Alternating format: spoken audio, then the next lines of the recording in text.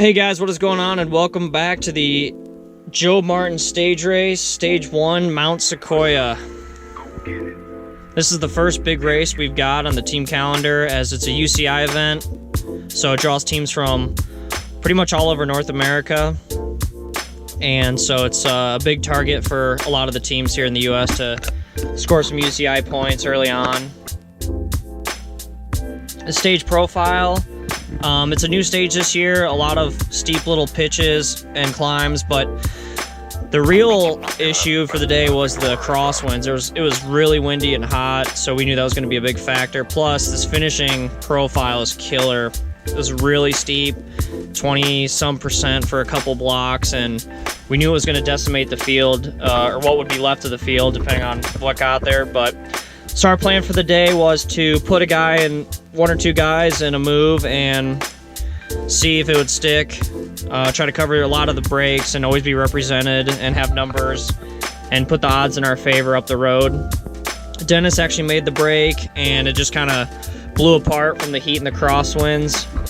So my job was to help Scott here. We're 4 hours into the race. There's only like 45 of us that made it to this finishing climb, and it was super hard and hot. So people are on the rivet. You can see I'm just trying to block as much wind as I can for him and get him to that steep little kick up 1K to go in the best position that we could get together. So a lot of fighting for wheels. You can see the race is full on, high heart rate, a lot of power, 84 degrees, and just tons of sprint. You can see it in everybody's face. I think I got a smudge on my camera, sorry about that, but so I was just trying to be a pony for him and keep him protected as long as I could. As we had caught Dennis a couple Ks out from the finishing climb, because he went off the front of the breakaway with 3 others.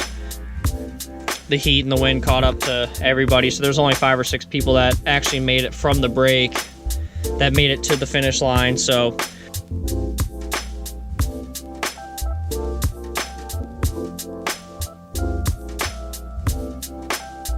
our group was going for like 6th or 7th place, but really tough race. Here we go. This is Evan's on my wheel. It's just Evan, Scott, and I left. Scott's just in front of me, and you can just watch the grade. It just keeps going up and up and up, and people are just blowing up left and right. It took so much power. It felt like somebody just punching you in the legs non-stop going up this steep little dig. And it was easy to blow up because you knew you're so close to the finish line, yet time-wise it was like 4 or 5 minutes from that right-hand turn we just took onto this steep hill. You can see, look at that, we're already 18%. Fast forward a little bit, we're to the top, just about to make the right-hand turn to get off this terrible, terrible steep road. And we made it to the right-hand turn. It was a little bit of a downhill before making a U-turn, and we started climbing here again. You can see we're back in the double digits for gradient. Heart rate is just completely pinned, and it was brutal. The wind and the heat were definitely the factors of the day, and there was just so much crosswind out on course. And then to finish on a climb like this really made for the race to be a lot more interesting than the years past. It usually starts with a 10-minute TT, so to have a road race in the opening stage. You can see there's my old teammate George on KHS. And this is like 500 meters from the line. Scott was just in front of me, a couple of guys, and it was a mountaintop finish, so scoring time-wise, since it's a stage race, time's all that matters, so every single second matters in a race like that, so we're just trying to keep it pinned to the line.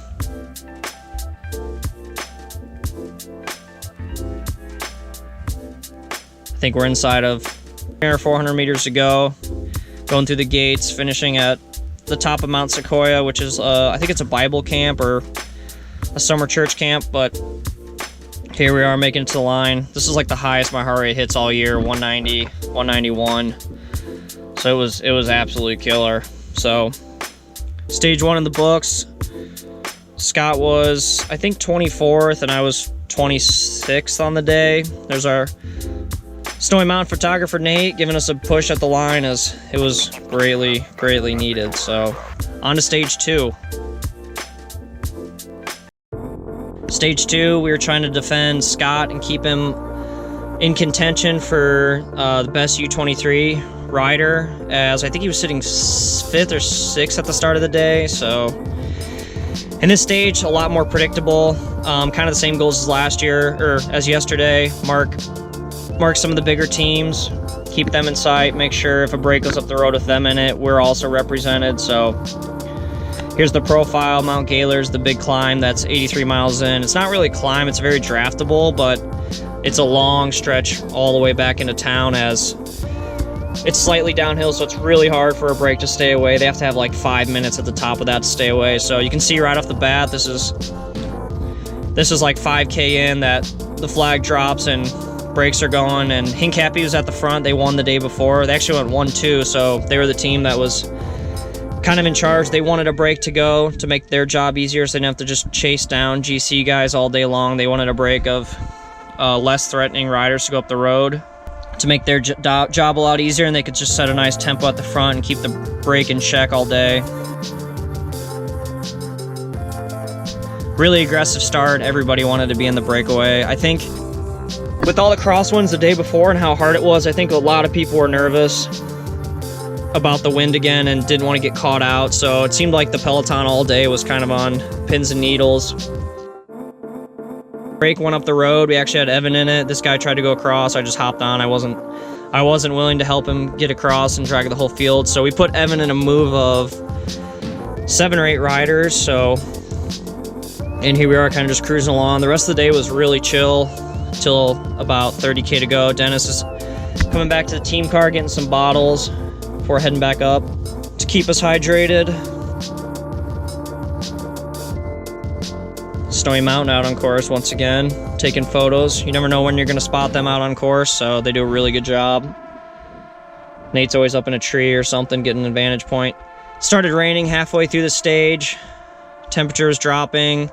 We were just ripping this downhill. You can see I got water all over my camera, so it's kind of a little blotchy. This is after the top of Mount Gayler. We're kind of coming down back into Fayetteville, and it's just this false flat run, and you can see we're flying 38, 34, 35 miles an hour. We're just cruising, and I'm keeping Scott safe because ultimately wanted to get him to the line to see if he could move up some spots on the U23 GC.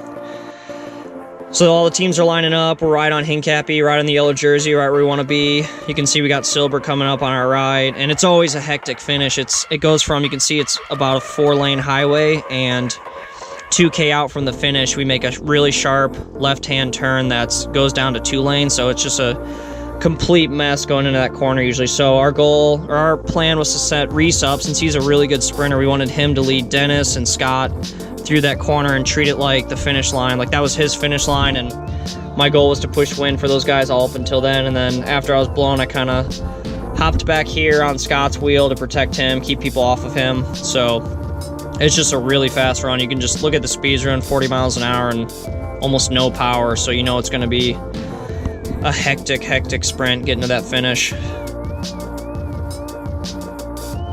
And we kind of got pinched over here on the right, which meant we were going to take the turn on the outside.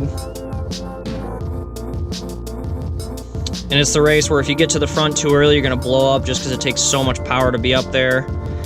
And this was one of our last digs to get up there. I tried to get up there and push wind for Reese again, but he just freaking pinned it, and that was it for me. You can see there they go. Dennis is on his wheel, Scott's on Dennis's wheel, and then Spencer goes by right there. And this is a couple hundred meters out from the turn. Here's that turn I was talking about. You can see it goes from 4 lanes straight into a really narrow 2-lane road. And if you're at the back at this point, your race it's definitely over. You can say sayonara. So look at that, guy's going off the road there. A sharp turn covered in gravel and construction right there. So little kick up here. Another sting to the legs after 100 miles. As yesterday was a 113-mile stage, this is like a 110-mile stage, I believe. And the rain didn't add to the fun, so just something you got to deal with. Ended up being a pretty nice day overall. We got lucky that the finish was, you can see it's dry now. We got a Freaking water droplet on my camera though. And here's the right-hand turn, the kick up to the finish line. Scott ended up being 10th, and he was sitting, I think, 21st GC at the end of the day, so really good first two stages, and we'll see you guys at stage 3 and 4.